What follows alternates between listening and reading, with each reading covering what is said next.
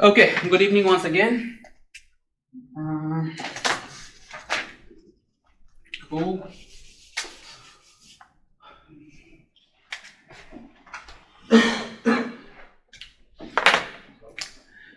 So we'll talk about these two topics today, fill in the blanks and reorder paragraph. Both of them are from your reading section. So it's a reading class. Okay. In reading section, you'll have 5 types of tasks. 2 types of fill in the blanks that you are going to talk about today. 2 types of multiple choice questions which are not very important, and reorder paragraphs. So out of those 5 tasks, these 2 are more important than multiple choice questions, single answer and multiple answers. So we'll talk about these 2. Okay. Now, as it's a 2-hour lecture on these 2, it's going to be, like I said, more strategical. Okay. So now students have lots of questions on these 2 because these 2 are not easy. It's a difficult task, both of them. Now, how should you approach to those tasks? What kind of skills you should build? Okay, in terms of skill building, what should you do? What should be your approach? How should you put your effort on these 2 tasks? Okay, and in terms of the practice, what should you do? From where you should practice to make things easy for you? Okay, so we're going to talk about those 2 things. All right. Now, without further delay, let's start with fill in the blanks. Okay. Now, in your reading section, you will find 2 types of fill in the blanks. One is fill in the blanks reading, one is fill in the blanks reading and writing.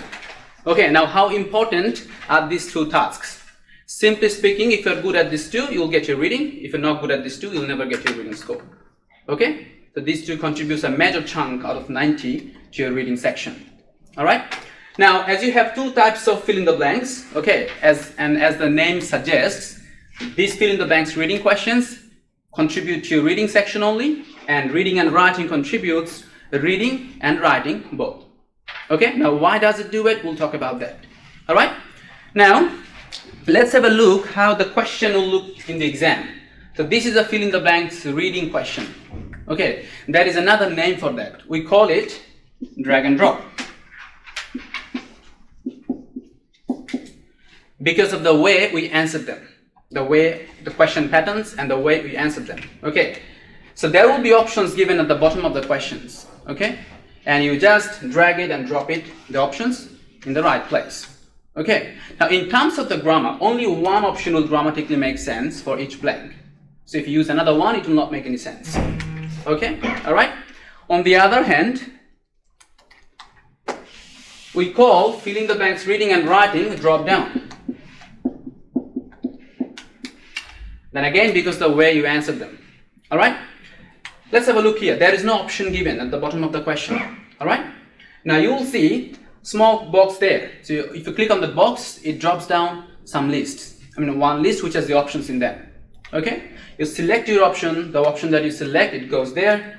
This drops down box disappears. If you want to change your answer again, just click on this, then change your option, and it will be, the previous option will be overwritten. Okay. That's how you answer, and that's the reason we call it drop down and drag and drop, the other one. All right.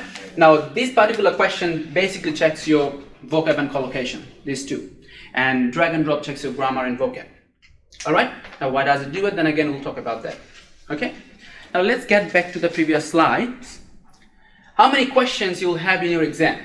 You'll have 4 to 5 questions for fill in the blanks reading, and 5 to 6 for fill in the blanks reading and writing. Okay. Now, how many blanks will you have in each question? So you might have 4 questions, but how many blanks would there be? Each question will have at least 4 blanks, a maximum 5. Okay? On the other hand, here in fill in the blanks reading and writing, you will find 5 to 6 blanks in each question. Now you will find, you'll get 1 mark for 1 blank. So if you answer that correctly, you will get 1 mark for that. Okay? That means if you have 4 to 5 questions having 4 to 5 blanks in each of them, okay, your mark can range from 16 to 25. Just have a look. If you have minimum number of questions with minimum number of blanks, it's going to be 16. Maximum number of questions with maximum number of blanks, you're going to get 25. So that's how it ranges, right? And here in the same similar way, it's 25 to 36. Okay, now if you just add them together, because both of them are from reading section, right? If you just add them together, it's 41 to 61. And if you add the number of questions here, you will see it's 9 to 11. right? So 9 to 11 questions will provide 41 to 61 marks as a raw score to your reading. Clear? So it's huge contribution. Now, this particular task, as it contributes to your writing section, okay, let's say you have got the maximum 36, okay. Now, obviously 36 goes here and then gets added with 25. Now that 36 straight away goes to your writing as well.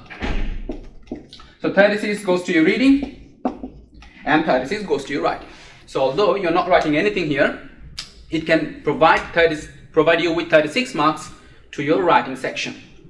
Okay, now why does it do it? We'll see it in a while. Clear? Any question at this point? Okay, next thing, and one of the most important things, recommended time to solve your fill in the blanks. Okay, now reading section is the only section where none of the tasks is actually constrained or limited by time. For example, when you do a read aloud, time is limited. Read a lecture, time is limited. Describe image, time is limited. But in reading section, the whole section will run from 32 to 41 minutes. The whole section, depending on the number of questions you'll get. Okay? Let's say you are getting the minimum number of questions. Okay? For example, here 4 and 5. Okay? Your test might finish in 32 minutes. On the other hand, if you get the maximum, it might take you to 41 minutes. Okay, now you can take 32 minutes or 41 minutes just to solve the first question. System will never take you to the next question unless you click on the next question. Okay, so it will not take you to the next question. But can you do it? Can you just spend half an hour in just one question? You can't do it, right? Now you should have a good time management plan for that. Okay, so you need to know how much time should I spend, or not more than that, on which questions. Now we can come up with a plan, obviously depending on the weightage or on the importance or the priority of the questions.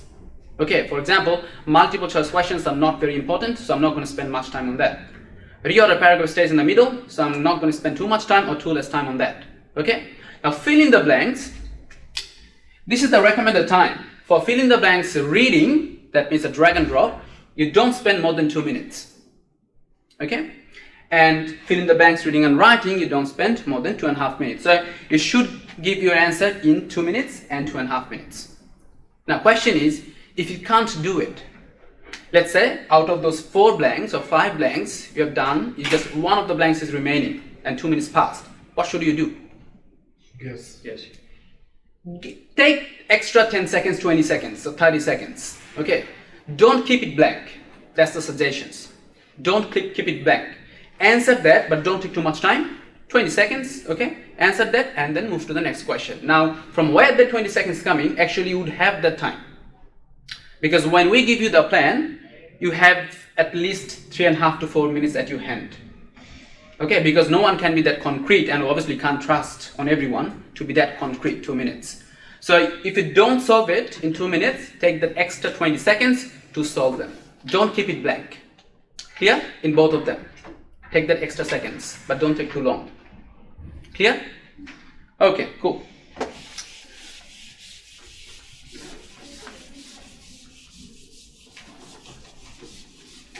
Any question? No question. Now, what things we can learn to do well in fill in the blanks? Let's see if I ask you, which one thing you would wish to have for fill in the blanks? What thing you would wish for? Collocation. Okay. Do we know what's collocation? We can talk about that. Anything else? Anyone would wish for? Grammar. So you'd have wished for grammar and collocation. Good. Anything else?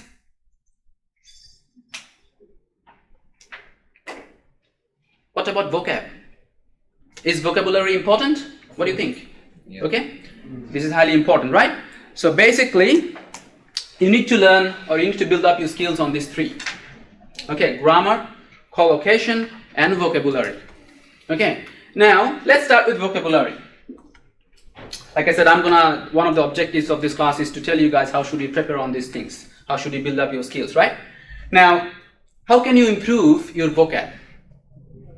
Can you just randomly memorize 5 words every day from the dictionary? What are the chances of having those in exam?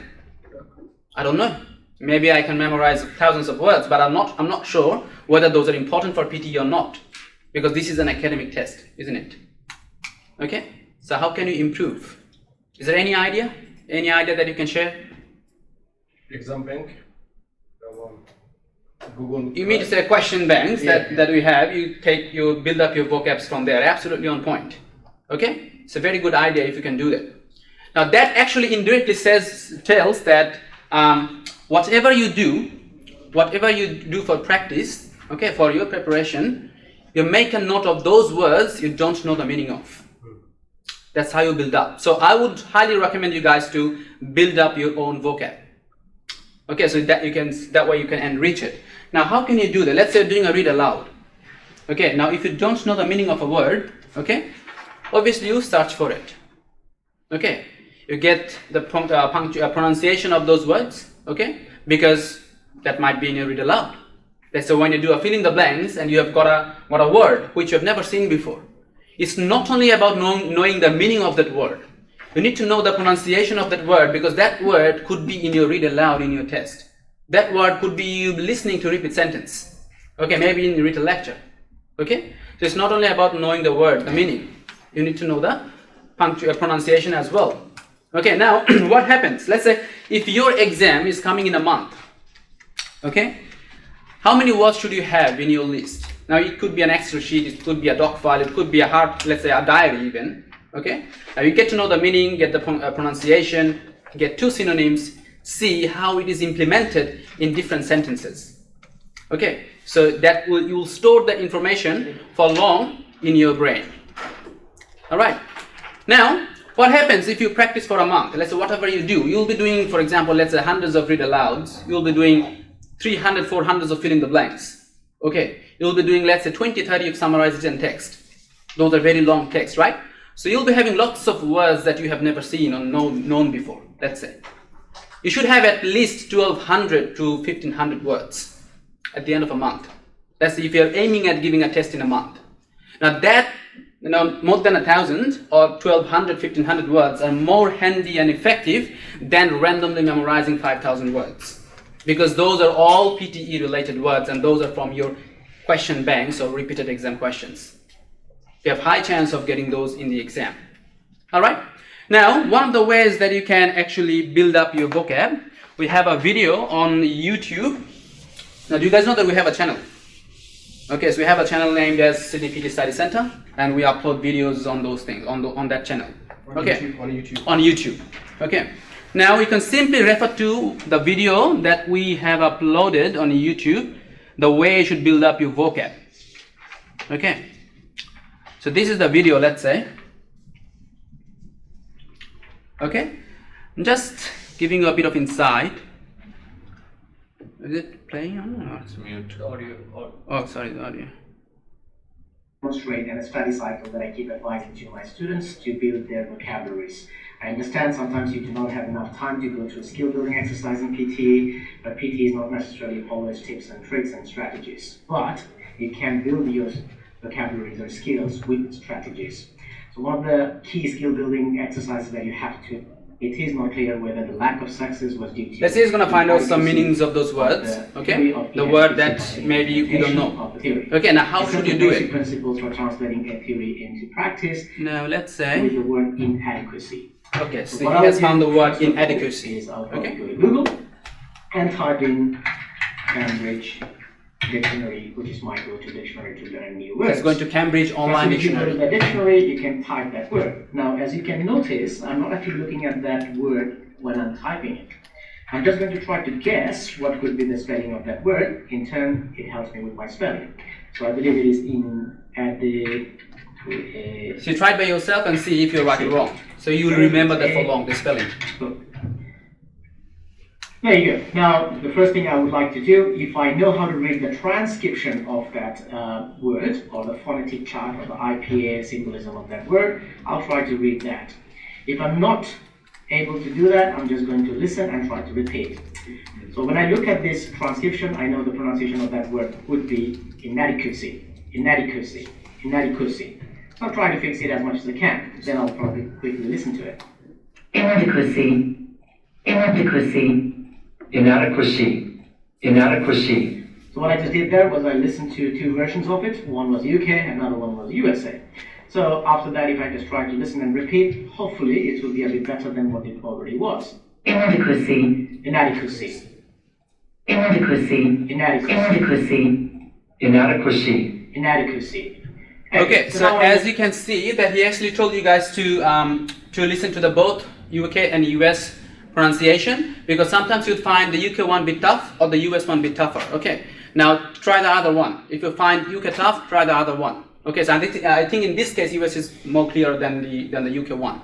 Okay, so try the other one, but make sure that you have a good pronunciation on that word, so you don't make any mistake once you find it in your read aloud. Now if you scroll down further, you'll find that this single word, okay, is being implemented in 3-4 different sentences. Now you know that how this word is used in different contexts of the sentence. Okay, now that's how you build up. Okay, all right, cool. Let's get back to the slides.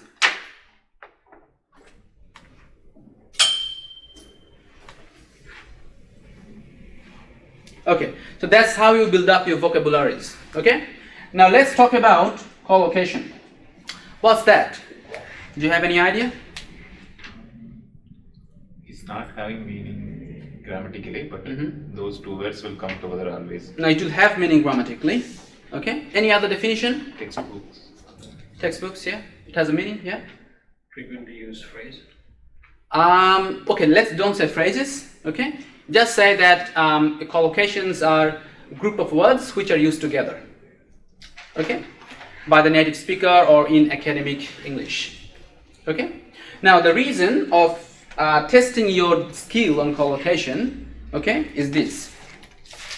Let's say, let me give you an example. Okay, let's say the word knowledge. You all know the word, right? Okay, now let's say the word gather. Do you know the meaning of gather? We all know, right? Now if you just say that I went there to gather some knowledge on PTE, that's it. Okay, now is it understandable? You don't understand? You can understand, right? Yeah. So you went there to gather some knowledge on PTE, is fine, absolutely fine. But if he says this thing, went there to acquire some knowledge on PTE, okay, now which one sounds better? Acquire. Second one? Yeah, okay. more Can you tell me why it sounds more accurate to you guys? Because we acquire the knowledge, we don't gather the knowledge. Very good. We don't gather knowledge, we acquire knowledge. Now, why can't we say that we can't gather knowledge? Look, it's understandable, right? But why can't we say it? Gather is for some abstract things, like some physical or abstract, and acquire is some kind of like Understanding. conceptual things. It's just the you are right and you are wrong both. Gather is for something which has a structure, Yeah. countable things, physical structure. Acquire is something for abstract or conceptual. Okay, for example, we can't see knowledge, right? There's no structure for that. Okay, we can gather people, we can gather students, we can gather something else, the flowers and stuff like that. Okay, gather some chairs, we collect them, right? Now we can acquire knowledge, we can acquire power, these sort of things. Okay, now you know that this is more academic. Acquire knowledge is more academic, right? Now in your drop down or fill in the blanks reading and writing, once you have these two options, along with some other options, if you can pick acquire, okay, over gather, what does it reflect? It shows that you have a good writing skill, because you would have written down acquire knowledge instead of gather knowledge. Okay, so that differentiates you from other candidates. Okay, that's the reason it gives mark to your writing. Although you're not writing anything, you're just selecting, but that shows that you have that knowledge. You know that acquire knowledge is a right academic phrase or collocation. Okay, clear? Let's say data or data. Okay, now which one makes more sense to you? This is correct, it's correct data, and this is accurate data. Accurate data. Accurate data makes more sense, right? This is more academic. Now when you select accurate instead of correct, okay, Right. then you're right and it gives you mark. Okay, although in terms of both of them make sense to you, right? Correct data is not too bad. It doesn't sound bad. I mean, I can understand what you're trying to say, but this is not academic. All right, that's the reason it provides or gives mark to your writing. although you're not writing anything. Understandable? Understood? Okay, cool. Now, how can you improve your knowledge on collocation? Is there any suggestions from you? Yes? Just one PDF in pretty. Yeah, there's a PDF file given by Pearson. Okay. Now, if you can simply type on Google PT collocation list, or you also have that file on our Facebook, so you can go there and just save that file. Okay. Now that file has more than 2,000 collocations. Okay. Huh? 2500. 2,500. I think it's 22,469 or something. Okay. So almost 2,500. Okay. Now, I mean, problem for the students is very good if you can go through it, but I think none of you guys will go through it. Okay. So what happens is students download it, they open it, they scroll down, and they get tired of scrolling down. They make sure that they never open the file again. Okay. That's the problem. Okay, we don't have that tenacity and patience of going through 2,500 collocations. Okay, now my advice would be, why don't you guys build up it? Build it up like the way that you build up your vocab. Okay, so you should have a separate list for collocations once you start your preparation. Now, how can you make it? Okay, now the best source for that is your fill in the blanks itself. Okay, once you do a fill in the blanks drop down, for example, let's say you are having at least 5 blanks in that, right? Okay, now out of those 5, you can learn 5 collocations. Maybe you know 2 or 3 out of those 5, but still you can learn, right? Okay, now it's not only about those blanks. Okay, every sentence in a fill in the blanks, other than that blank, you will find collocation there or there. So almost every sentence will have a collocation. Okay, regardless of the fact that it is having a blank or not. Okay, so you will find collocations in those. Even when you do fill in the blanks drag and drop or reading, you will find collocations there. Not only in the blanks, but also in the other part of the sentences.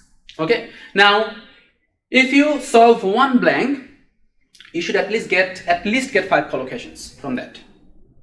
Okay, having those answers and having the other words. So you can build up 5 collocations from one blank, let's say. Okay, now what do you think? How many fill in the blanks you should solve? How many of them you should solve? What do you think? Or when you talk about that question banks that you have, an instant checker that you have, how many could be there altogether? 500. 500? Have you counted that? No. Okay, fair enough. Okay, it's 400 or maybe more than that. Okay. Anything now? How can you solve them? 400 blanks? 500 blanks seems like a very daunting task, a never-ending task. Okay, maybe it might take a year. Sounds like that when you look at the number 400. Okay, now I'll tell you. Let's say you have 400 blanks. It might be 500. Let's say 400. 400 blanks or 400 exercises? Oh, sorry, 400 questions. Yes. Okay, 400 questions. That 400 questions might have 2,000 blanks altogether. Okay, now let's say you have 400 questions. Now I know that you shouldn't spend more than 2 minutes for reading and 2.5 minutes for reading and writing. Obviously, you should prepare yourself in a way that you are able to give answers in 2 minutes, within 2 and 2.5 minutes, right? Now, once you start, obviously it will take more than that. It will take, let's say, 2.5, 3 minutes. Let's say it takes 3.5. Let's make it 4 minutes. Okay, so it might take 4 minutes to solve one blank initially for you guys. Okay, let's make it 5 minutes. You might have some phone calls and coffees, okay? Let's make it 5 minutes. So if you have 400 blanks and you have 5 minutes, or you need 5 minutes to solve one question, sorry, not blanks, questions. If you need 5 minutes to solve one question, if you just think about the number, it's 2,000 minutes, right? 2,000 minutes, right? Now, on a day, how many minutes do you have? If I just convert that hours to minute, is almost 1440. Okay? Now, if I just talk about 1.5 day, it's 2160. It's more than this, right? So basically, in terms of number, I'm just saying, in terms of number, it's actually 1.5 day. So it should take you 1.5 day to solve 400 blanks if it takes 5 minutes for you. Okay? Now, that means if you talk about, if you just convert that to hour, it's gonna be at least, I think it's 12. Okay, 12 or something like that. In a 1 hour, you solve 12 blanks. if it takes 5 minutes. Now eventually once you start, after 3, 4, 5 days, it's gonna take 3 minutes, 2.5, 3 minutes again, so your time will get reduced. Okay, now even if you take 5 minutes, it's gonna take 1.5 day. Now I said that if your exam is coming in a month, let's say 30 days. Okay, now in 30 days, we have 720 hours, right? Okay, all I need is 36 hours to solve those blanks on Iowa, on instant checker. 36 hours out of 720 hours. Now, you can have the 36 hours straight away, you can have the 36 hours in 72 hours, it's up to you. Okay, but at the end of a month, you shouldn't say that I couldn't finish things on Iowa. You shouldn't say that I have still some fill in the blanks left on Iowa. Because all the students with us who have been or who have achieved their score, especially in reading, all of them, they solved everything on Iowa, on instant checker. Now what happened is, once they solved every fill in the blanks there, they actually got minimum 70 to 80% questions common in their exam. Some of them got 100%. Now what happened? They took only 10 minutes to 15 minutes to solve their all questions in reading. So they actually finished the reading section in 15 minutes. All of them, if you just look at those videos, if you just watch the videos, the success story that we make, right? Now you will see that they get 70 to 80% questions common, which takes them to just 15 minutes to solve their questions in reading section, and they get their scores, 19 reading, 85, 87, these sort of things. Okay, now that finishing that 400 blanks on Iowa takes 1.5 days. Don't look at that number, 400, 500, look at that number, 1.5 days. You just need 1.5 days, that's it. Okay, clear?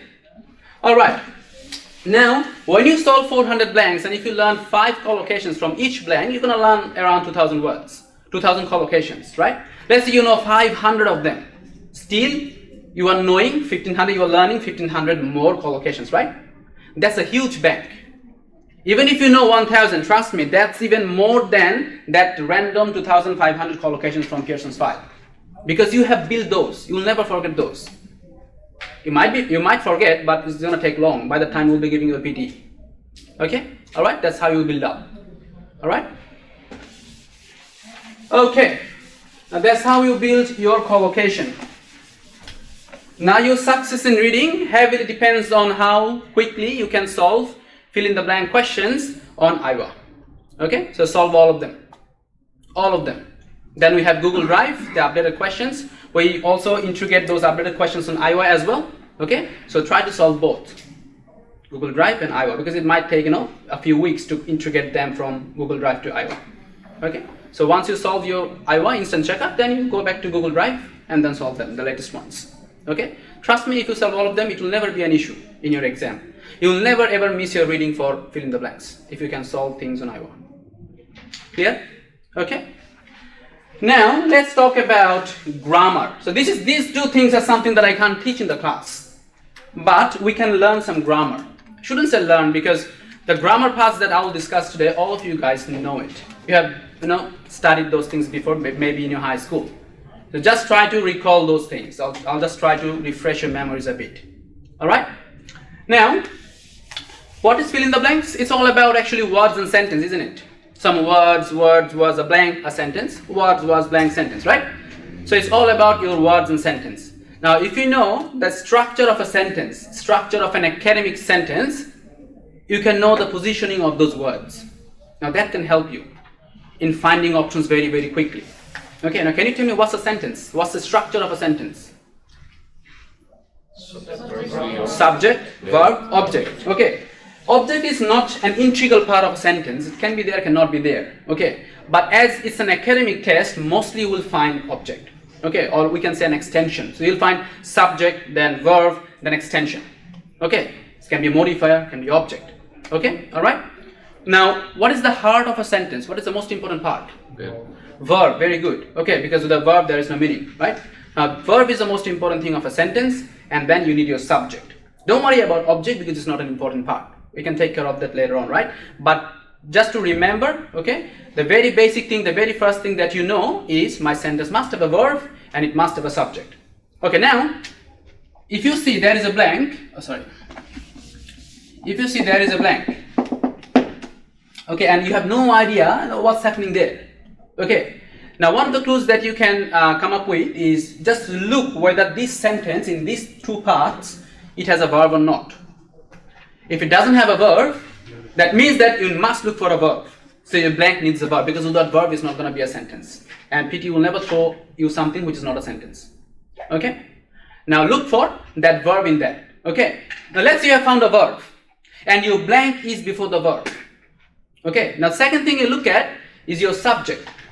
Okay? Because you need a subject. Now what is your subject? Noun? Noun or pronoun. You will not find pronoun in your PTE. So mostly noun. So if you see there is a blank and I have the verb, look for a noun if you have a noun there or not. Okay? Now if you don't have a noun there, that means you need a noun. You look for those nouns.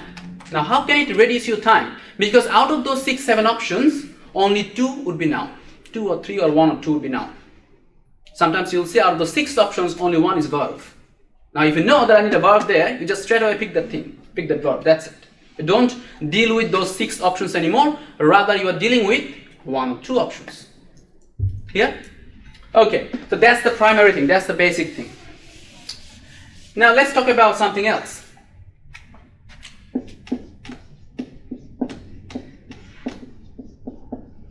Now for fill in the blanks, this part of grammar, parts of speech, is the most effective to learn, to know. Okay, why? I'll tell you.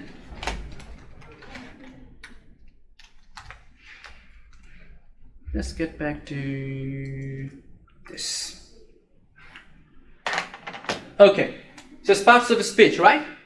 Okay, now can you tell me what's that? The elements of speech. Yeah, how many parts of speech are there? 8. 8. Can you tell me those names a bit? Noun, Verb, pronoun, adverb. verb, adverb, adjective, those things, right? So you guys know it, right? Now, just imagine this is a brick. This is a wall made of brick. The whole wall is made of brick. Just imagine that. Okay. Now, and it is made of different size of bricks. So one is short, one small, one is very big. Okay. Now, if there is a hole on this wall, and if I tell you that, can you please pick a brick there and fill it up? Now, if you have no idea about the size of the hole and about the size of the brick there, okay, you'll go and pick one brick, right? It might not fit. Then you'll go again and pick another one. It might not fit again. Okay, by the time you'll be having a bit of idea, then you go and pick the third one. Now it might fit, but you're not sure, right? Now it takes time, isn't it? On the other hand, if you knew exactly the size of the hole and size of the brick, you would have just gone there and picked the right size. You would have fitted that in, isn't it? So you're not dealing with other bricks. Just go and pick one, get it in. Okay, fit it in. So that's how it works. It saves you time and you're accurate because you know the size. All right, that's how it can help you. Okay, let's talk about this then. Noun, pronoun, then adjective. Just remember this order. It will be helpful. Adverb, verb, preposition, then conjunction, interjection. We don't need interjections for this, right? Okay, you'll not find those things. All right. Now let's talk about that very, very briefly. What is noun? Name. Object. Name of anything, subject. Okay. How many types of nouns are there? That's complicated. Because you said 5. Okay, there are several types of nouns. We can actually categorize all nouns into 2 categories. Okay. Number 1, we can call them concrete noun. Another one, abstract noun. Now your concrete can be countable, uncountable. Okay, all right. So concrete noun and abstract noun. Now, as the name suggests, your concrete nouns are the nouns which has a physical structure. Okay, so those are tangible. Okay, can you give an example of that? In Pen, yes. Anything that you can see in the room, everything that you can see are your concrete noun or is your concrete noun. Okay. For example, table, chair, laptop, these sort of things. Okay. Now, what is abstract noun? invisible. Invisible is intangible. Okay. Something we can't see, but we can sense. Okay. Now, what's the importance of knowing this abstract noun? I'm telling you. Okay. Do you think you'll find some, let's say if you need a noun in your blank, do you think that you will find some nouns like chair, tables, city, town, these sort of things? Ain't this very easy to solve? So they will not give you. Okay. 90% of the cases, if you need a noun, it would be an abstract noun. So you need to know about the abstract nouns and how does it look. Yeah. Okay? Okay, that's fine. It's a good example. All right. Now let's give an example here.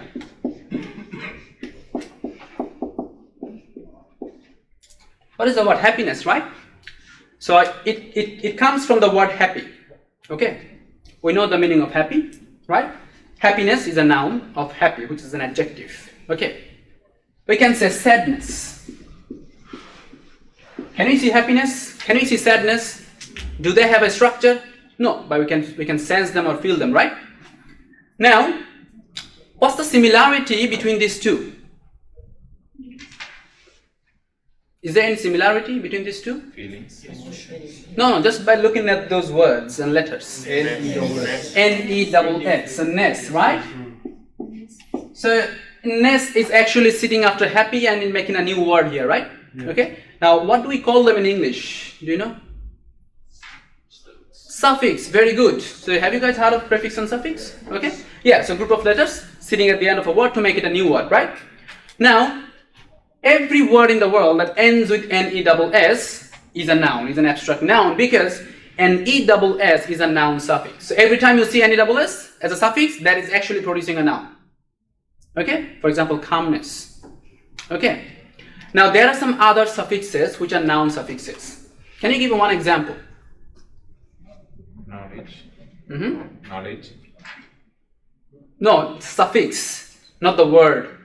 Suffix. Another suffix. Yes, another noun suffix. How about that? T-I-O-N, Sean. Okay? Education, transportation, transformation, information. Okay? Do they have any structure? Can you see them? No, but you can sense them, right? Okay? Every word in the world ends with T-I-O-N, okay, is noun. Because T-I-O-N is a noun suffix. Now, how can it help you? For example, you know that there is a noun. Okay? I mean, you need a noun in your blank because you have a verb, you need a subject, so you need a noun. But you don't know the meaning of transportation, for example. You don't know the meaning of transportation, but as soon as you see that thing, T-I-O-N, at the end of a word, you know that, okay, I need that because that's a noun. That's how it helps. Can you give me one more suffix, which is noun suffix? S-I-O. S-I-O-N as well, corrosion, erosion, right? Okay? Anything else? What about I-T-Y? Necessity, probability, possibility, curiosity, right? I-T-Y is also a noun suffix. What about H-O-O-D, hood? Childhood, neighborhood, right? Brotherhood, sisterhood, right? Okay, so those are my noun suffix. I have adjective suffix as well, for example, I-O-U-S, okay? Conscious, pious, okay? Adjective suffix. I have adverbial suffix as well, for example, ly. Right. The word ends with ly is adverb, slowly, probably, okay? Now, to get a hold on everything, we have a file on Facebook. Okay, that file is named as suffix. Once you open that file, you will find all noun suffixes, all adjective suffixes, all adverbial suffixes. So if you go through that file, okay, you will know that which words are my adverbs, adjectives, or nouns. Okay?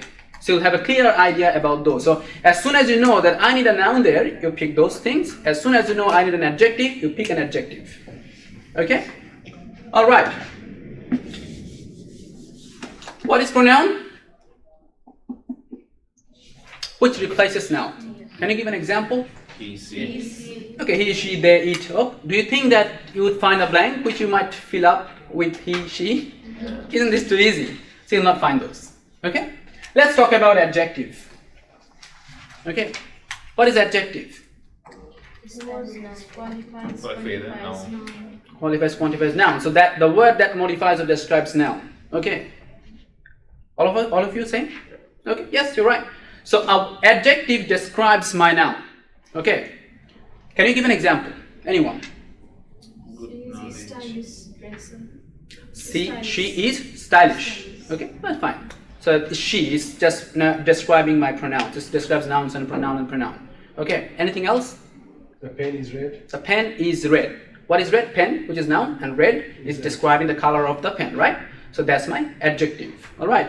Okay, I'm writing an example.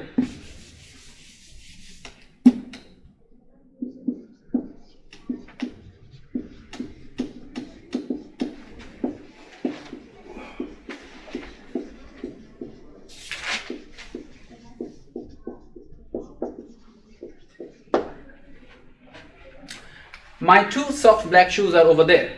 Okay, is there a sentence, right? Because I have a verb, I have a subject, a noun. What is my noun here? Shoes. Very good. Okay. So I have my verb, I have my noun. Okay, what is black? Adjectives. Why? Because it describes noun, right? So I'm going with the definition. What is soft? Adjective. Also adjectives, because it also describes something of my noun, right? What is 2? Adjective. Adjective. Why? How many shoes? It's a description. Number of the noun. Number of. So it's something of my noun. So it describes something of noun. What is the something? Number or quantity, you said. Okay? That's adjective. I have no choice. What is mine? Adjective, possessive. Adjective. Adjective. Do you guys agree? Okay, ask yourself, the word mine, is it describing something here in this sentence? Shoes. Whose shoes? My shoes. Does it describe something? Any word here? It does not? It's describing shoes. Yes. It's indicating your belongings. It's indicating? It's indicating whose shoes is that, right? Yeah. So it shows the ownership or the possession of your subject. That means something about your subject. Yeah. Okay. Now, as it is describing something of your subject, I don't have any choice. I have to go with the definition, right? What is there?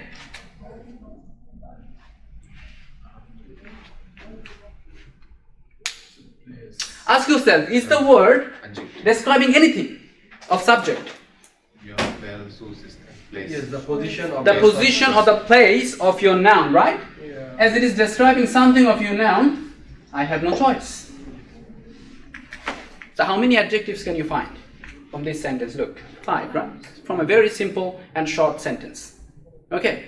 Now adjectives can describe your noun in different ways. It can describe your noun in 5 ways. Okay. One is descriptive. It can describe the noun. Okay. For example, here black. One is qualitative. Describes the quality of a noun, which is soft here. One is quantitative. Describes the quantity of a noun, which is 2. One is possessive. Describes the possession or the ownership of the noun, which is mine. One is demonstrative, which demonstrates the location or the position of the noun. Okay? Alright? Now you just need to know, you don't need to memorize these 5 types, but you just need to know that it can describe my noun in different ways. What is over there? So what is preposition? Okay, you said preposition. Okay? We'll find out what is that in about 5 to 10 minutes. Okay? Just remember me that, just remind me that, what is that? Okay? Alright. Now, as I know that adjective can describe my noun, okay, so mostly actually it will sit before noun to describe. Because to describe something, I need to sit before that. Okay. Now, when you see that you have a blank before the verb, and you have the verb, you have the subject, which is noun, right? And you have a blank before noun. Now, what is that? What can describe noun? Adjective. Now you look for an adjective because it will sit before noun and it will try to describe that noun. Okay, so if you have a blank before noun, that's an adjective. Clear? Okay. Now what is adverb? What does it do? It's called the Quantifying verb. It modifies verbs. verbs. You said okay, verb. Okay, let me write a sentence. So John drives, that's a sentence, right? I have a verb, I have a subject. So John drives is a sentence. Now if I write, John drives fast.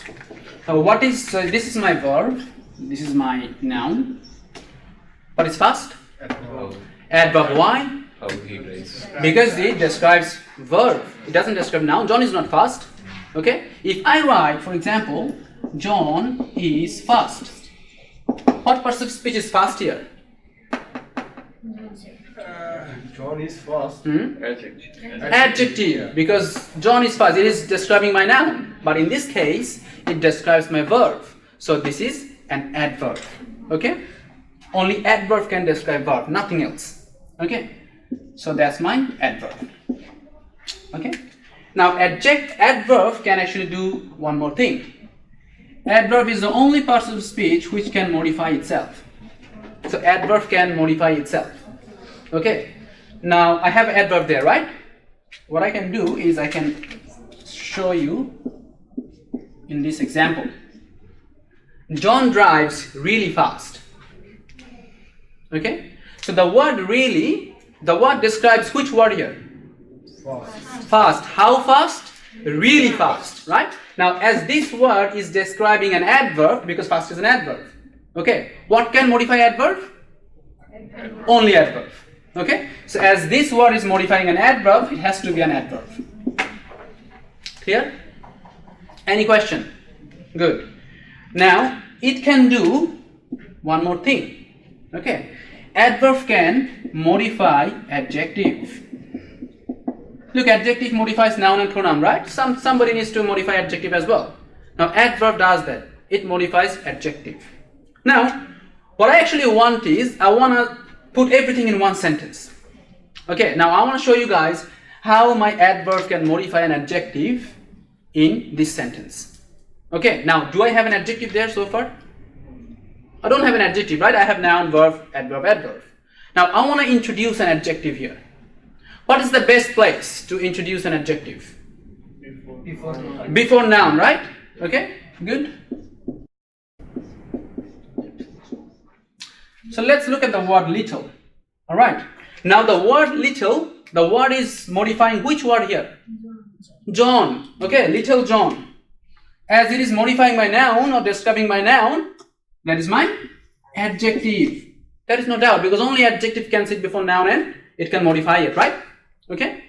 Now I can show you how my adverb can modify an adjective. Now to show you guys that adverb modifies my adjective, I have to put an adverb before my adjective, right?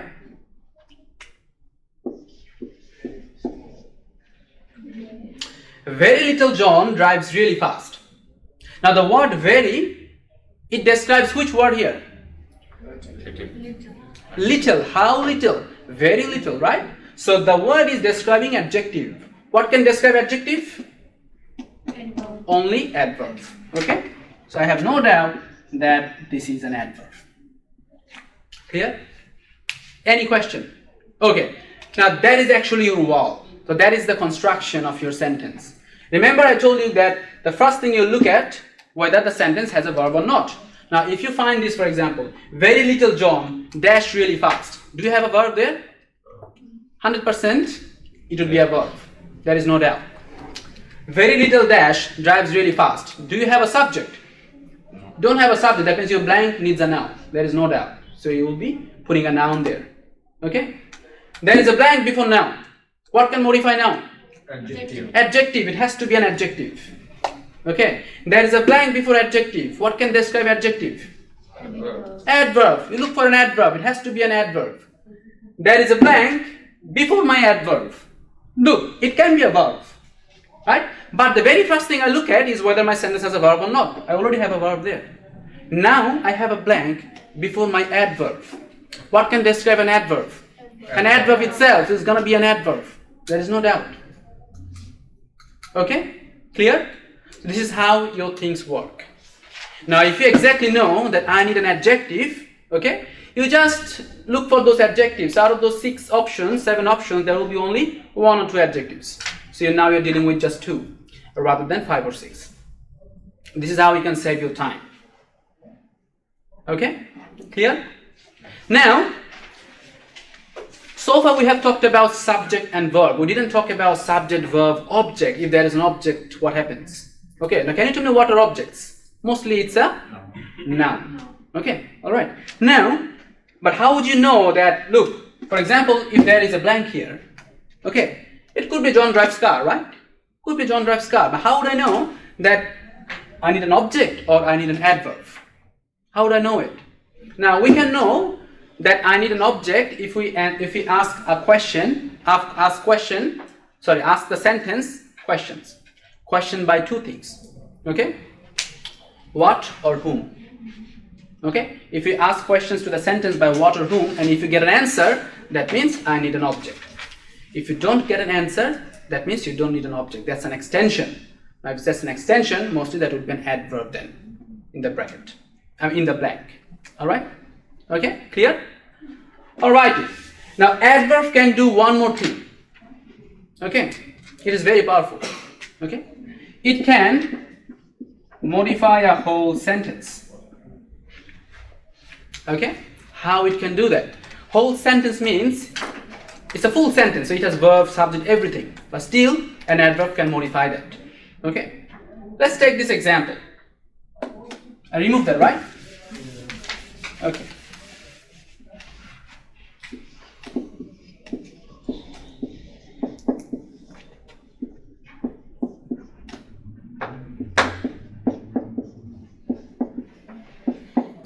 Okay, John did well in the test.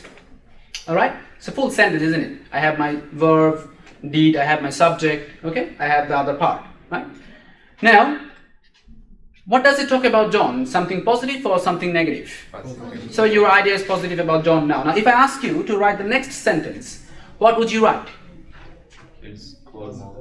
He deserves it? Yeah. Okay, yeah, he worked really hard, okay? He's a fantastic student, a brilliant student, something like that, right? Okay, now if I add a word before that,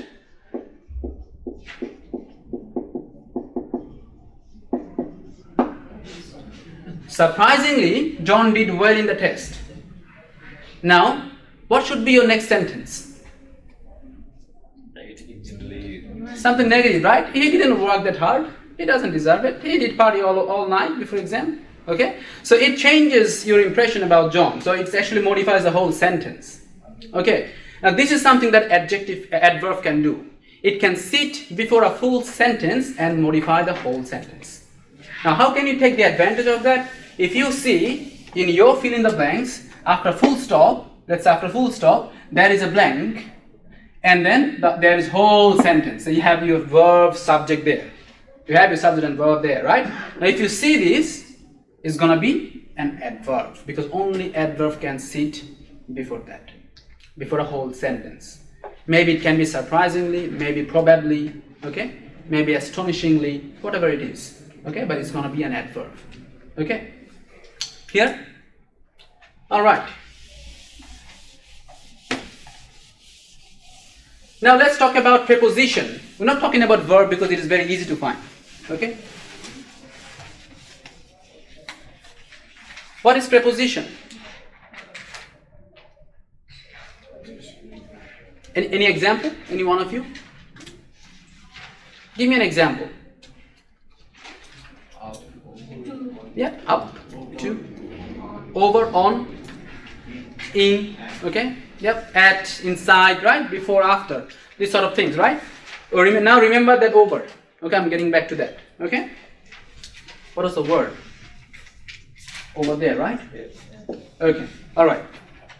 Now, preposition, pre means before and position means taking place. And preposition takes place before something. That something is your noun or pronoun. Okay, now when you say on, can you give me something with on? On what? On table. On the table, let's say, right? Can you give me something with in? in parameter. It's in parameter. Okay, it's actually capital P. Not sure about the spelling, but just pretend that it's parameter, okay? Alright, then something with before. Let's say before. What? Before?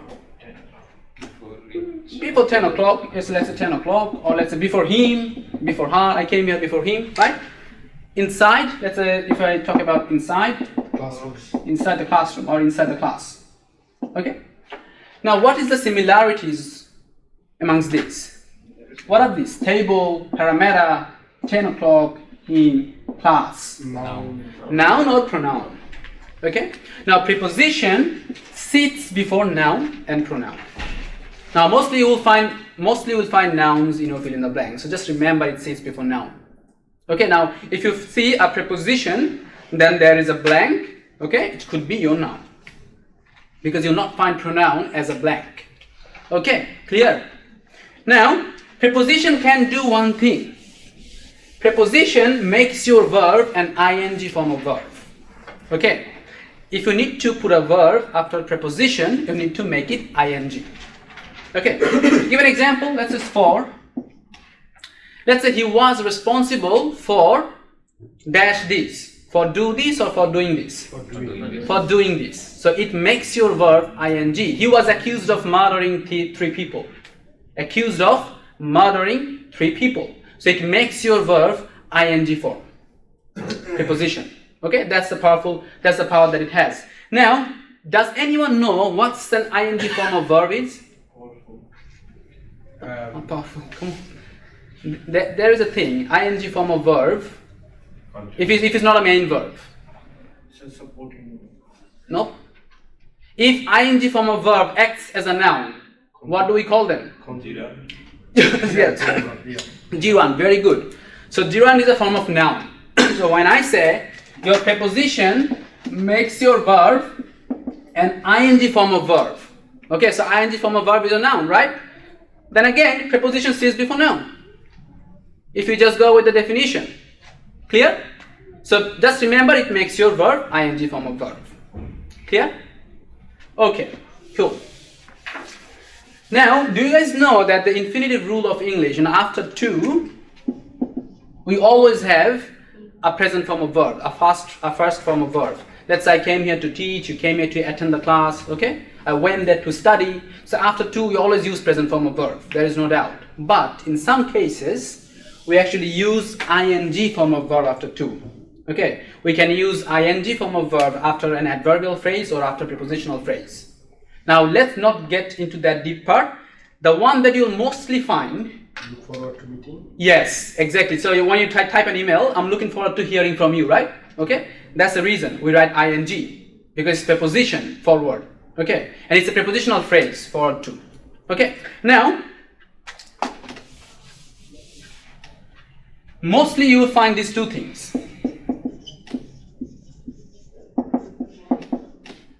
In addition to dash, okay, and prior to dash. These two you will find it most. Okay. In addition to, if you need a verb there, okay, if you need a verb, it's gonna be an ing form of verb. Okay, verb plus ing. If you need a verb there, it's gonna be verb plus ing. For example, in addition to decorating the house, I invited 50 guests.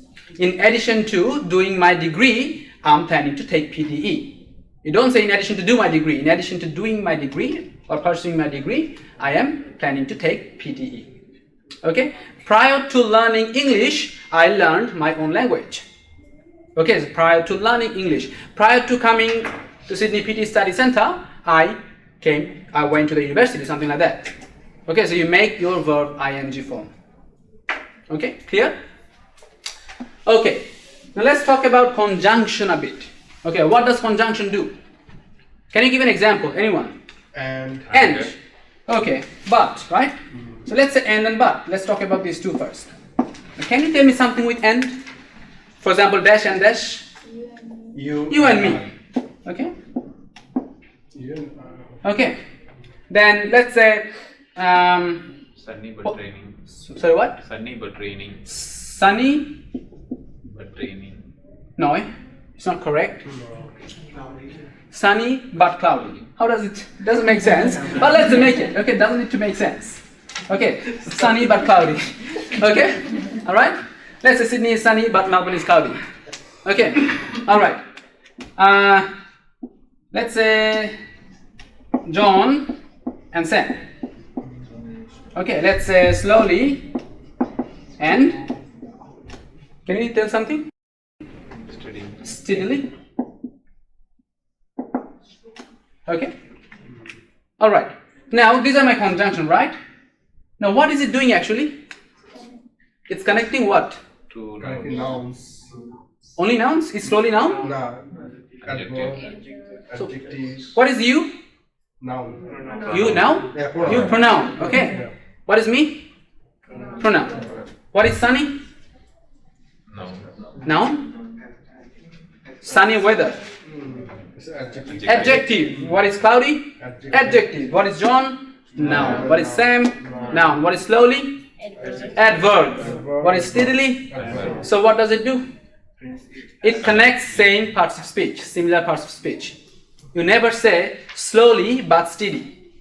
You never say it slowly and steadily. You never say John and Sunny, unless Sunny is a name. Okay. You never say John and cloudy.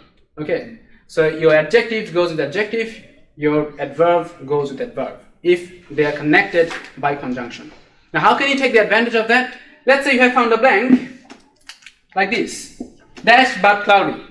Now that gives you an indication that you need an adjective there, because that's an adjective. Clear? That gives you an indication that you need an adverb, because the other part is an adverb. Clear? Okay? That's how you can get the clues. Okay, now if you just know, okay, that you need these parts of speech, okay, in your sentence, you just quickly look for that word. It saves you time. Okay, now let's get back to the over. I'm just forgetting about this. Okay, now you said over is a preposition. Let's say I got over him. Okay, so I got, let's say I got over her. Okay, now what is her? Pronoun. I said preposition is before pronoun, right? Okay, so that's fine. So it's a preposition. Now what is that? Over there. What was there? Can you remember? It's adjective. No, what was there? Soft black Swiss. Yeah, what was there? What parts of speech? Adjective. Adjective, good. Okay. Now over is before adjective. What can modify adjective? Adverb. In this case, over is an adverb.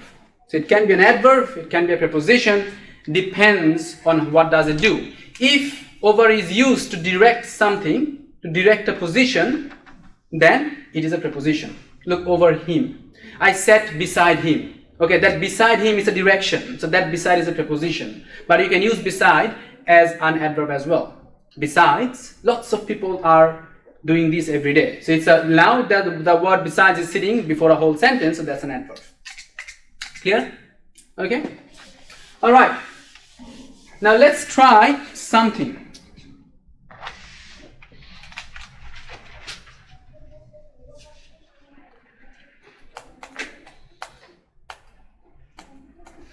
Let's try to solve this blank. Okay, let's see how it can help us. Okay? Now this is a drag and drop, and I have the options at the bottom. Okay? Only one option is right for each blank. Now, yeah, remember that thing, only one option will be right for each blank. Okay?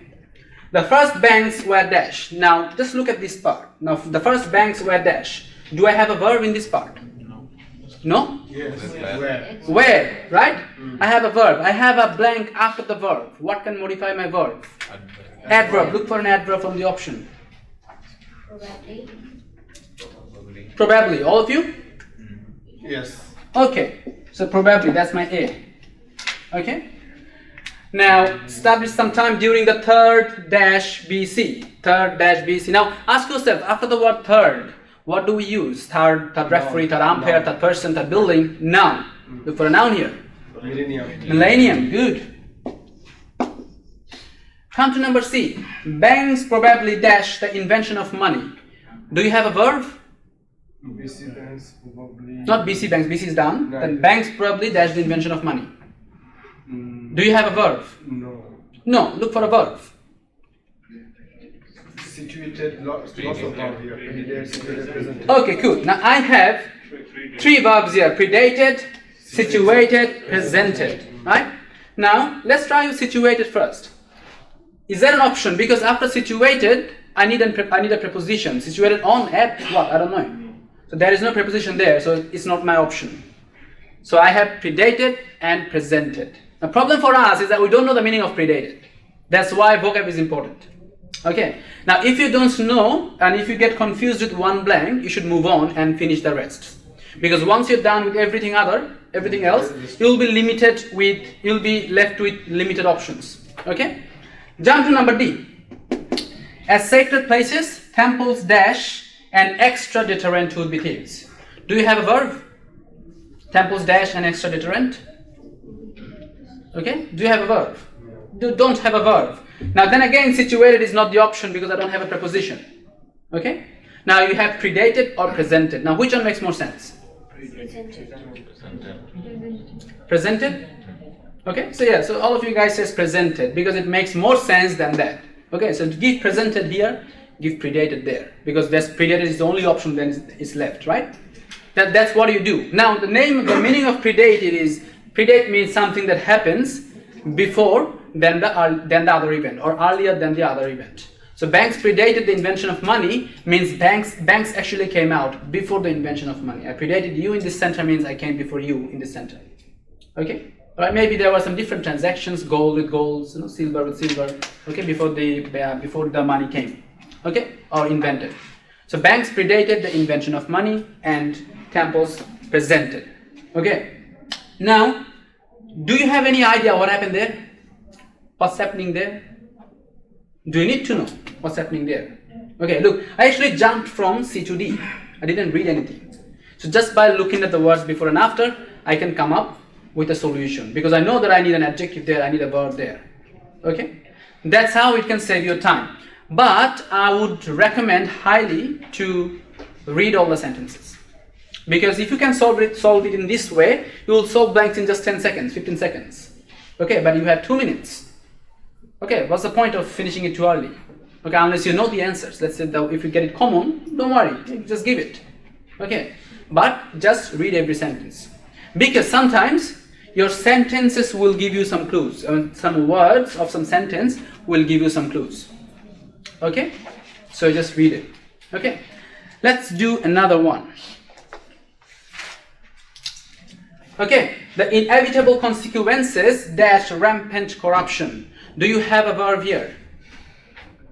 No. You don't have a verb. Now look for a verb there.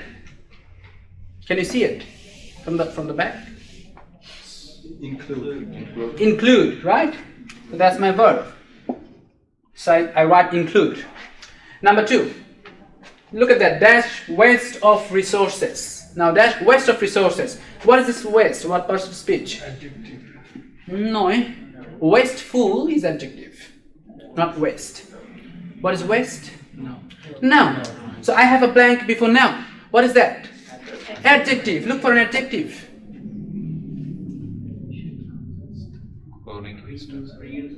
Okay, so now both of you guys have come up with 2 adjectives. One says chronic, one says reusable. Now which one makes sense? Reusable. Why does it make sense? Reusable? Because waste comes with like reusable, recycling. Okay, so waste, if you just think in this way, waste is a positive noun or negative noun. How does it sound? Negative noun. So what should you come up with? Positive, adjective, or negative? Negative. Do we ever say beautiful criminal? Because it doesn't seem much sense, right? Okay, it's a dangerous criminal. Okay, so we come up with chronic. Okay, chronic waste of resources. Okay, number D. C. Rampant environmental dash and dash. Okay, what's the answer? Now, what is environmental? Environment is noun, there is no doubt. What is environmental? Adjective. Okay, so adjective can modify my noun. So it's going to be a noun. Look for a noun. Degradation. T-I-O-N is a noun suffix. Now, environmental degradation is a very common collocation, right? So you can learn that thing. Or even if you don't know, you know that T-I-O-N is a noun suffix. Okay? Number D. Party is dash. Now, how many options are left? Basically, 2 options are left. Inconsistent and independent. Okay? Now, what is the option here? The party is dash. You said independent. Inconsistent. You said inconsistent. Okay. Why independent or why inconsistent? Collocations. What's the collocation here? Inconsistent Way. Very good. Okay, look. We never use with after independent. We use of. I am independent of my friend. Okay, he is independent of this. Okay, the country got independent of the other country. Okay, so we use independent of or inconsistent with. We don't say inconsistent of. Okay, now that's 2 collocations you can learn here. Inconsistent with, independent of. Okay, clear? All right. Now then again, you just get to know the answers by looking at the position of things. Okay. All right. Any question so far? We'll move to reorder paragraph now. Any question? Now, how can you solve more? Okay. Now, if you just, I'm just telling you how to practice from Iowa. So this is the instant checker that you have. Okay. So we have our speaking part as well, but that is only accessible from the lab. Okay, because it's under testing phase at the moment. So reading, writing, listening. Okay. Now, part of the things that we are practicing today is a part of reading section. So you go to reading. Okay. And then, is it working? Yeah. Okay. Look, it gives you a study pen, practice class. Don't go to class. You go to practice because you're practicing. Okay. Now practice, revision and final revision. Look at this. So in revision you can't open it. You have to solve a certain number of questions before it allows you to revise. Okay, so you're gonna start practicing. It might ask you for an exam date. Just give an exam date, a tentative one, let's say in about 2 months or something. Okay, it doesn't make much difference, but you have to give a date. Okay. Now if you just go to practice, you will find, look, fill in the blanks, drag, select. Okay. Now if you go to fill in the blanks, I have multiple choice questions and reorder paragraphs. You go to fill in the blanks there. So it tells my drag and drop. Okay. Now there are all the fill in the blanks here. Okay. Now if you want to solve that, for example, okay, let's say at the end of the last ice age. Okay. Then you click on this red box, it goes away. Okay. Alright, so that's your answer. So you just drag it and drop it. For example, let's do it, drag it and drop it here, right? Okay, that's what you do. Now if you want to have some hint, you can click on. Sometimes you'll find a later half of one sentence is becoming the first half of the other sentence. A later half of B, you'll see that, okay, it's the first half of E. That means B and E is a pair. Clear? Second clue, both the sentences carry the same word or same types of words. For example, let's say you're talking about, you guys follow soccer, all of you? Yeah? Okay, it's a very bad day, you know, yesterday Juventus lost. Okay, it's a very bad day for me. Okay, let's talk about that soccer thing. Okay, let's say it's UCL.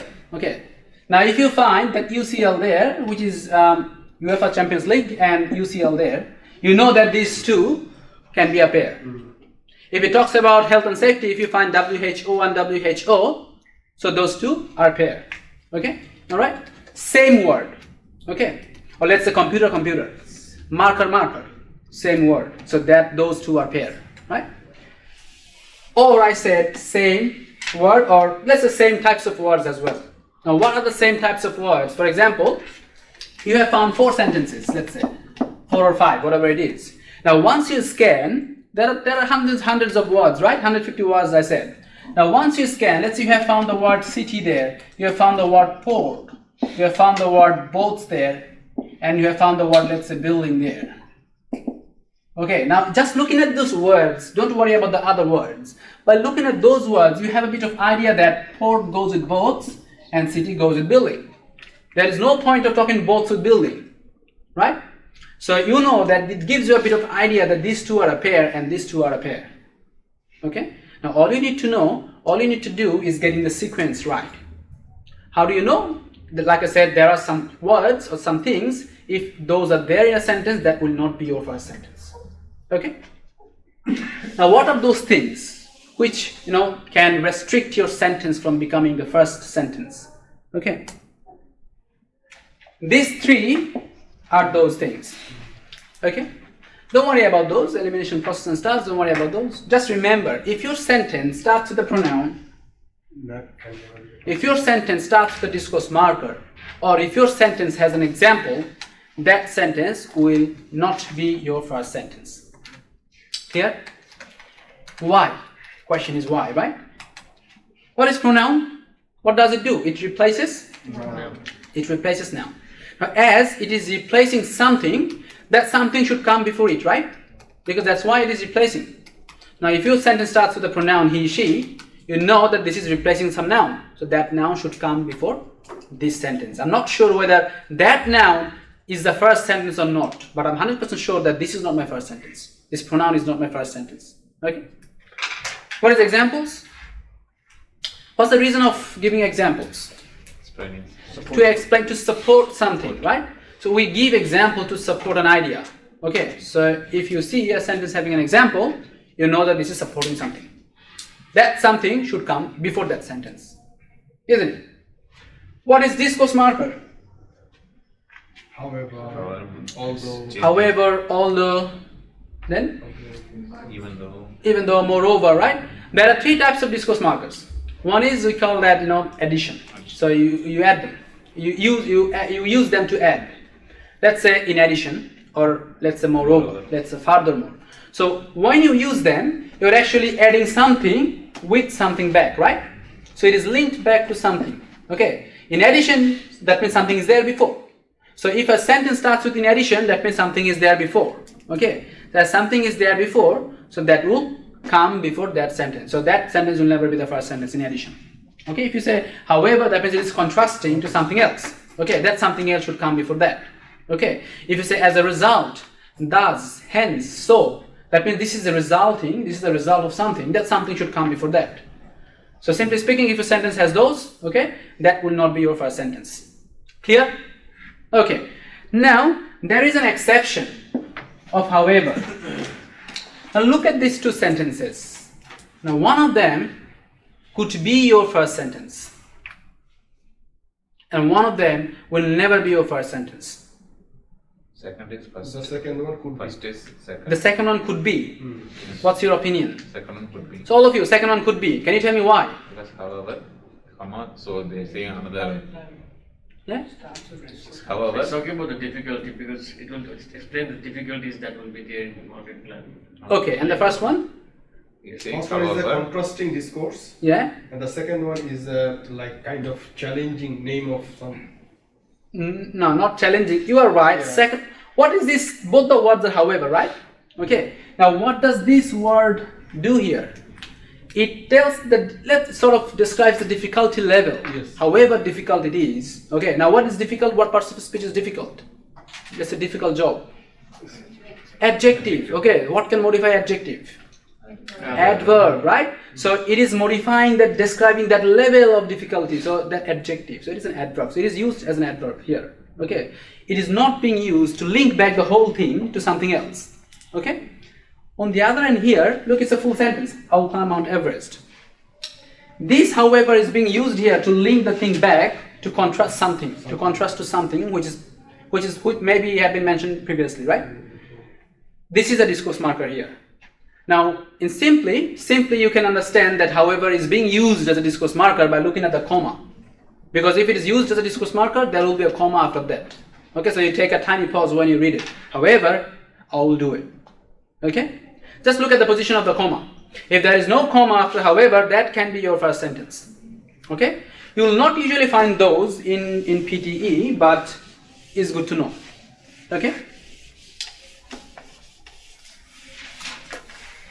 Alright, now, if I don't find any discourse markers, any pronoun, any examples in two sentences of a pair, let's say I found marker, but I haven't found any discourse marker, any pronoun, nothing.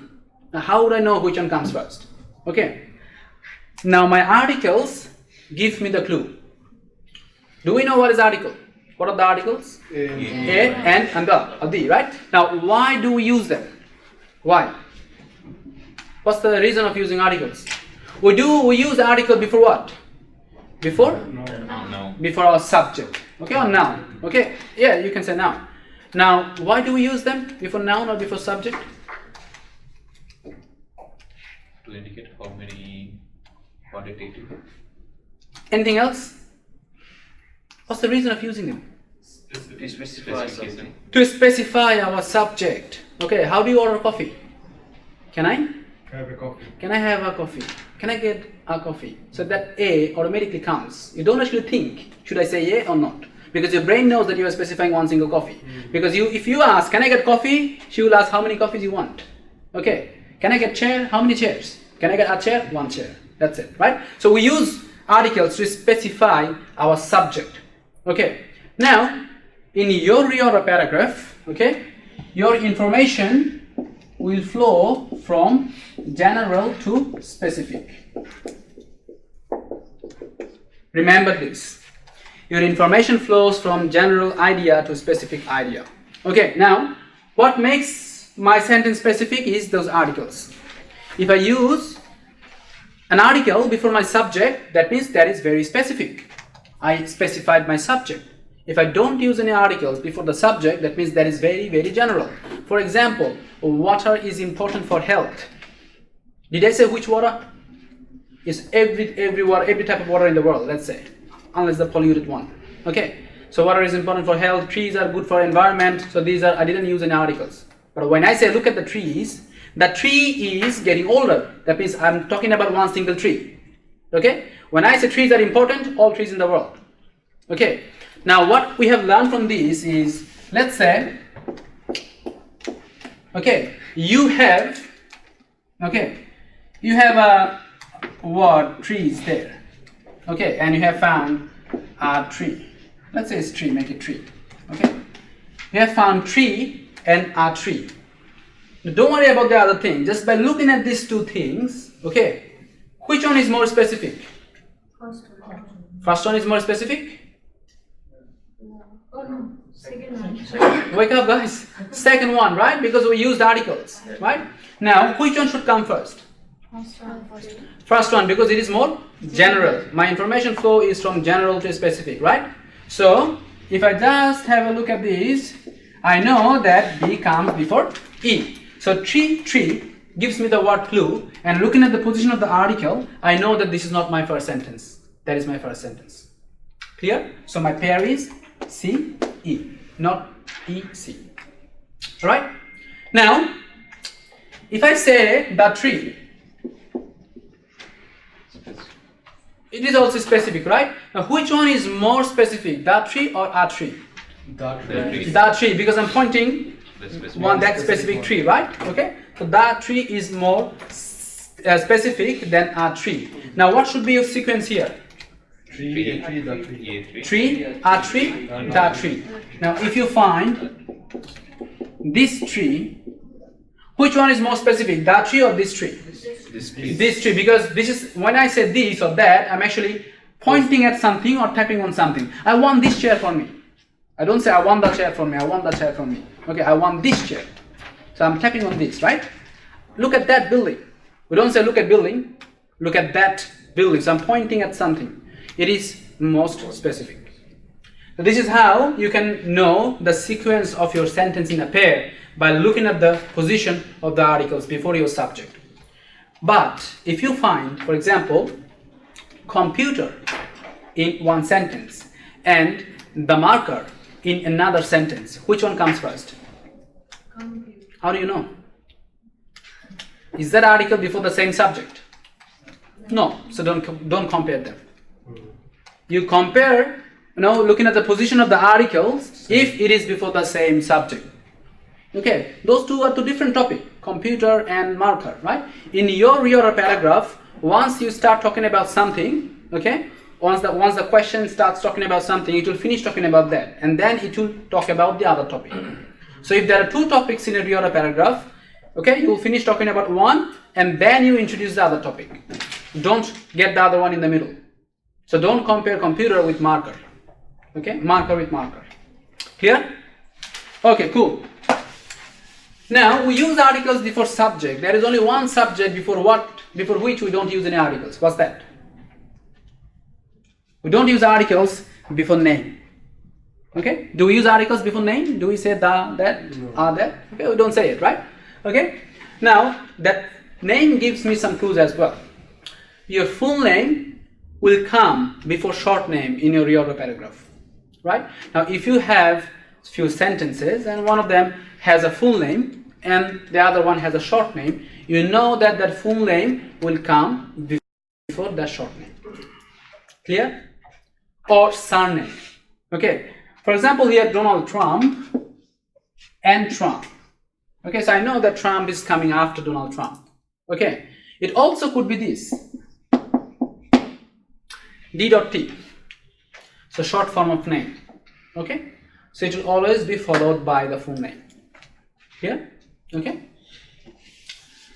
No, the other way. So this will be followed by the short name.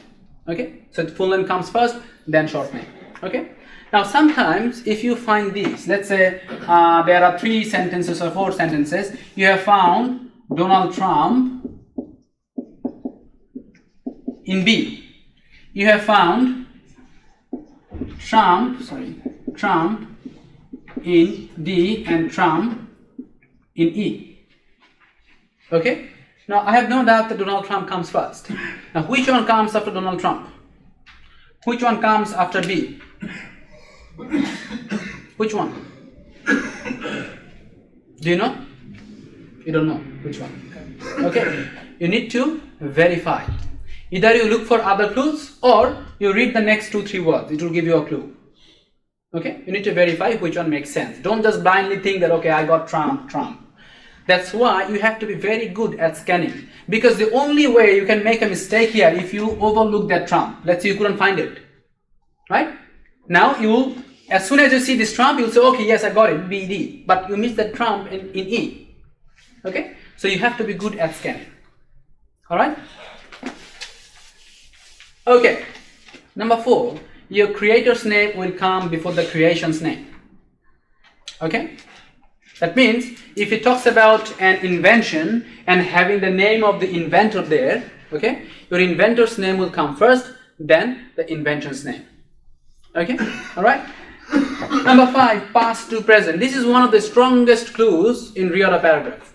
Your past event will happen first, will come first, then the present event. Now, why does it happen? And why it is one of the strongest clues? Why? Can you tell me why? For historical chronology, to maintain the chronology, or let's say in general, why past to present is very, very important? Because it gives you the sequence.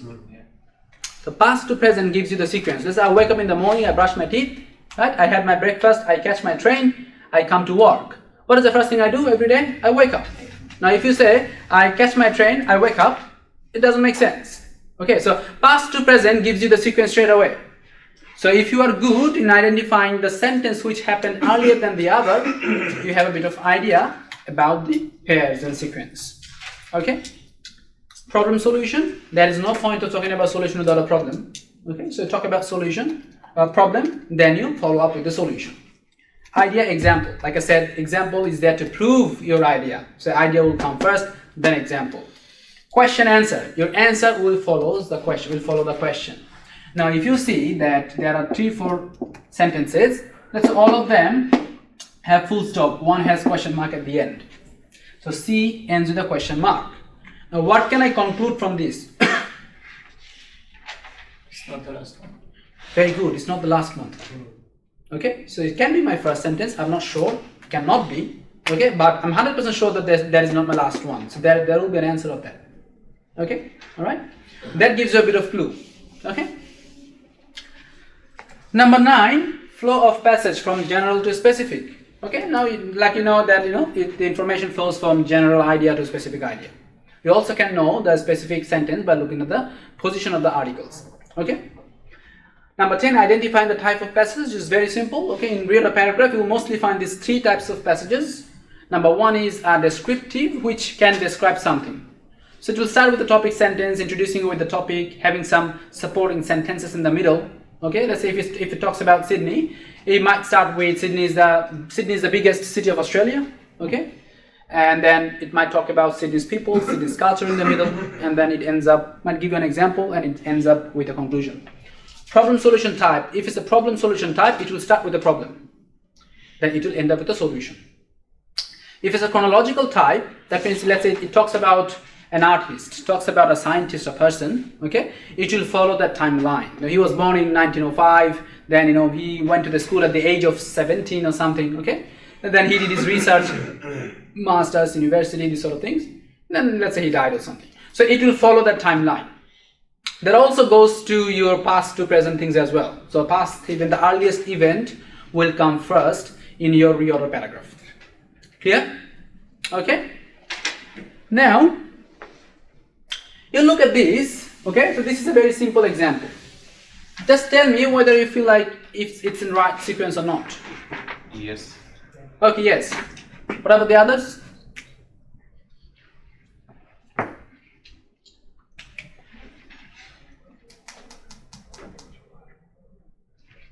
No. Now you said no. There is mobile phone before computer. Okay, so you said there is mobile phone. So what's your argument? What do you think this is the right order? I'm not saying that you're wrong. I just saw the years. Okay, so you look at the years, right? Which is good. Okay.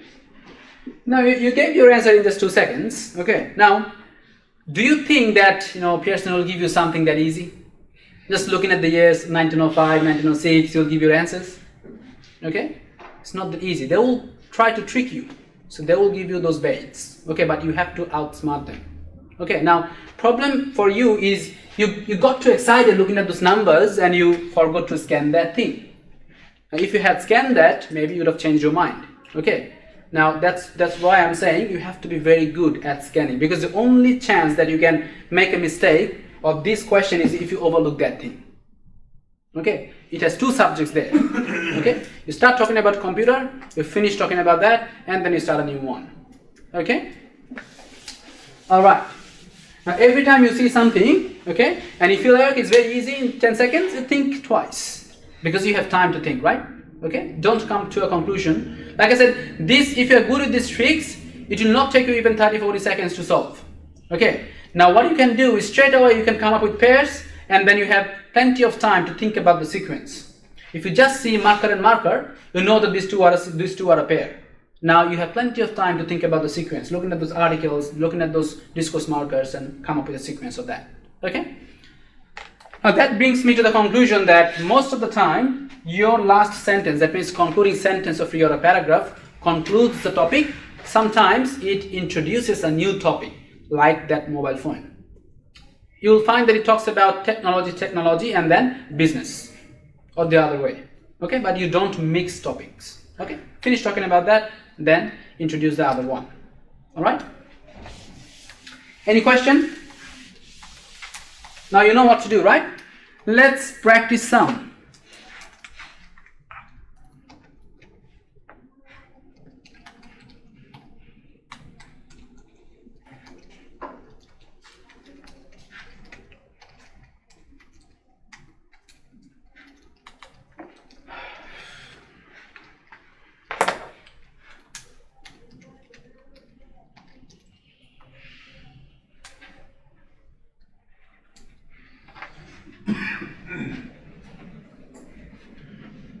Okay, let me make it a bit easy.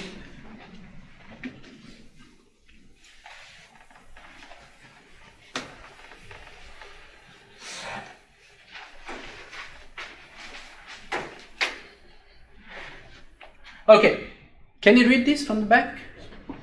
I'll try to zoom in. Is better? Okay, now try to give me an answer in 2 minutes.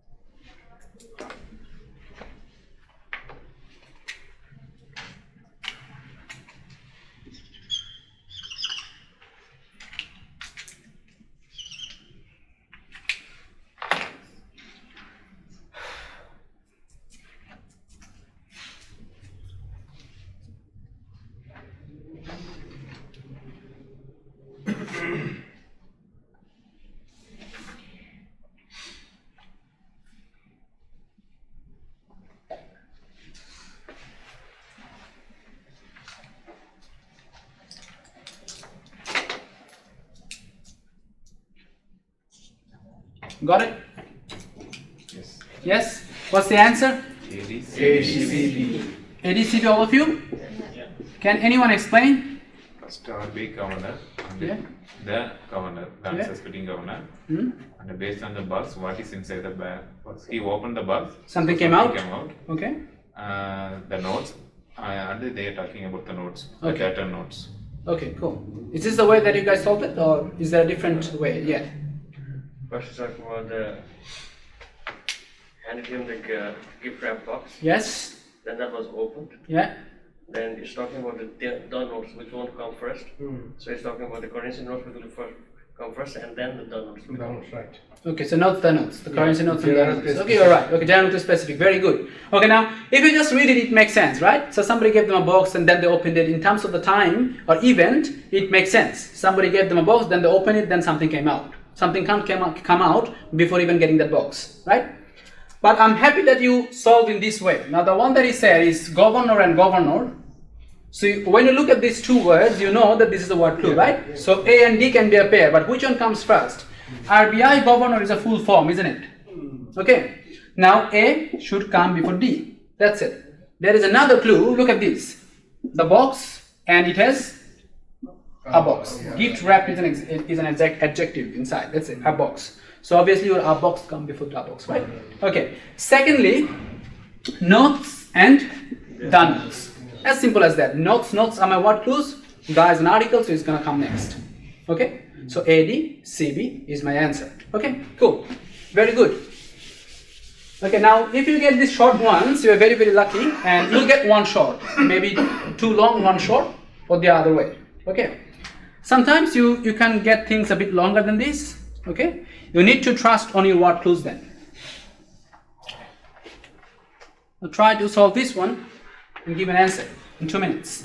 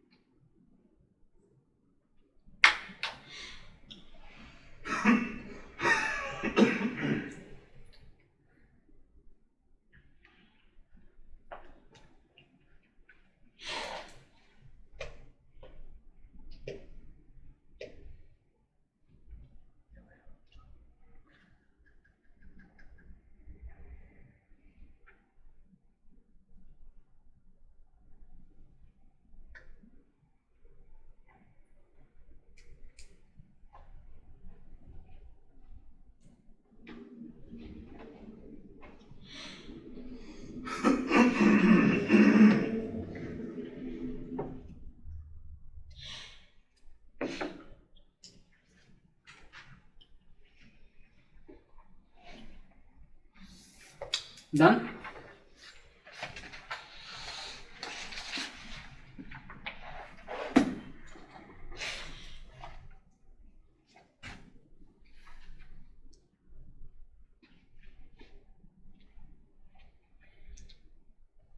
Okay, can anyone give the answer? D, D, E, C, A, C, B. You said D, E, CAP. C, A, B. Any other answer? E, A, B, B, C. Okay, E, A, D, B, C.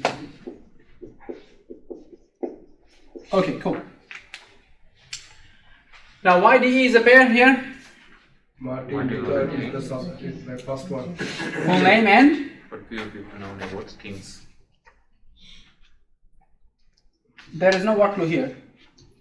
Emil. Kings. ML. Yeah. Now I got a short name there. But I have a short name there as well, isn't it?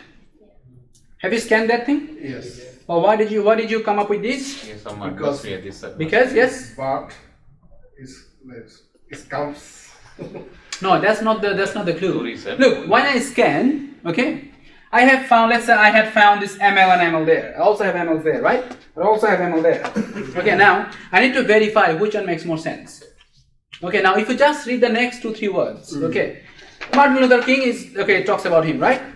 ML grew up in this atmosphere. Does it talk about any atmosphere? Yeah. Doesn't. ML, as he was called, was born in 1929. So it talks about his birth. It talks about his growing up. So which one happened first? His birth, right? Okay. So DE is your first pair, let's say. And then there is one more word clue. The name and name, right? And A. Now, you came up with EA as a pair, which is right. EA is a pair. Because obviously, you can see it's a longer name, AD, right? So obviously that will follow that. Okay. Now so far DEA is fine. Now I have B and C. So which one makes more sense to come after A?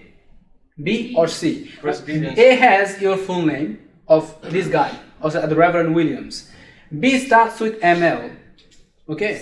C starts with he, pronoun. Now which one makes more sense to come after A? C, because that's a different person's name. But you can tell me, no, he can refer to ML as well. Now look at the word clue. Church, church. So these are the word clues. So church, church, I know that these two are a pair. What comes first? Can the he can be your first sentence? Because it's a pronoun. It cannot be your first sentence in a pair. So when I know that AC is a pair, I know that A comes first. Okay, so AC, A comes first. Okay, automatically B is the last sentence because you don't need to verify anymore because you're sure that DEAC is your answer. Now your answer is EADBC. Okay, so you started with E. Okay, EA is a right pair, but you actually started with but. Remember I said it will never start with but? Okay, so that's the mistake that you have done. You will get 1 mark for EA. You will get 1 mark, no, you will get 1 mark here. Okay, just for EA. That's it. Okay, cool. Now actually I don't know what's happening there. I just looked at the position of the word, that's it. Okay, there is one more clue between E and A. Look, it's your object which became a subject there. Okay, another clue. Alright? Okay.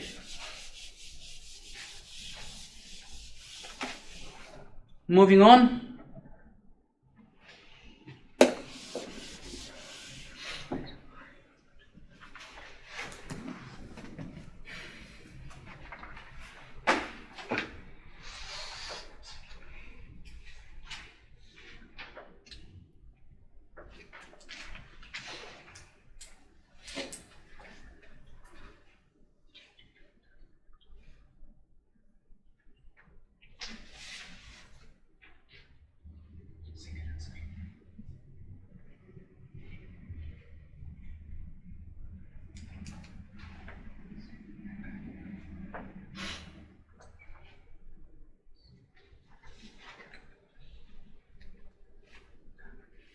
Shouldn't take that much of time.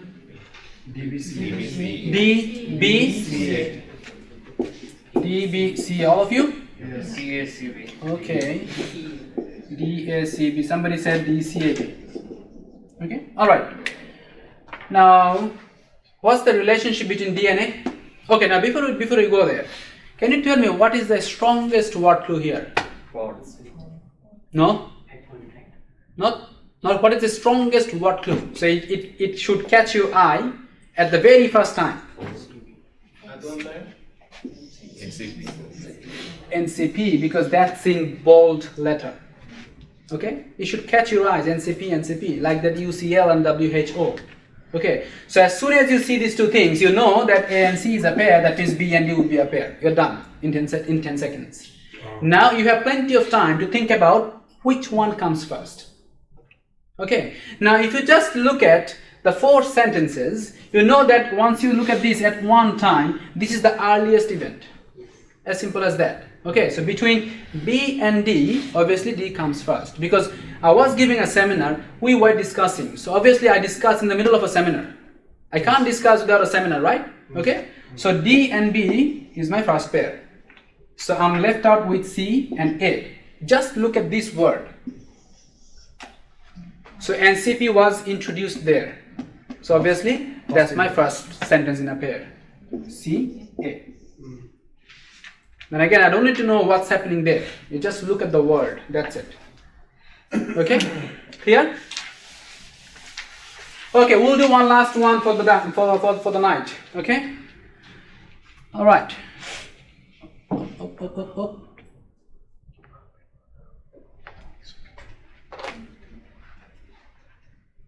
Can you read this?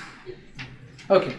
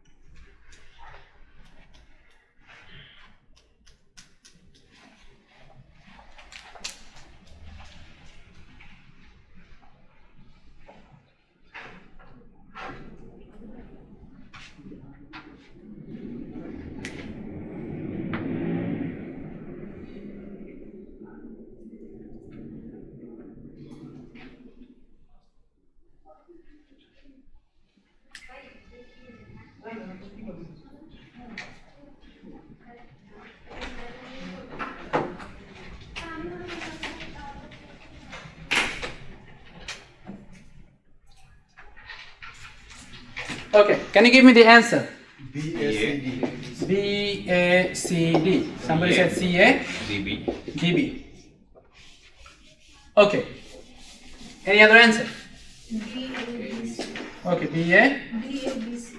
D, A-B-C. D-A-B-C. Okay, cool. Now I give you some word clues. You just tell me which one is the sequence. Okay.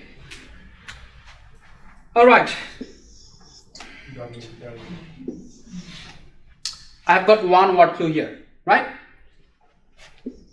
Transitional forms. Another word clue. So these two tells me that these two can be a pair, right? Yeah. Okay. But I don't know which one could be a pair. I mean, which one comes first? Sorry. Because D says since, that means the D is the Earlier event. Yeah. Very good. It says today. It says since Darwin's time. So I know that DC is a pair. Yeah. Okay? That's what I know. DC is a right pair. There is one more clue here, if you don't find it, is the fossil. No, sorry. Fossil and the fossil. Now that sentence also has the fossil. So what? I have fossil there, right? Okay? So that should come before that. Alright? Another clue. But if you just get this Darwin's and get the since Darwin's time and today, you know that DC can be a pair straight away.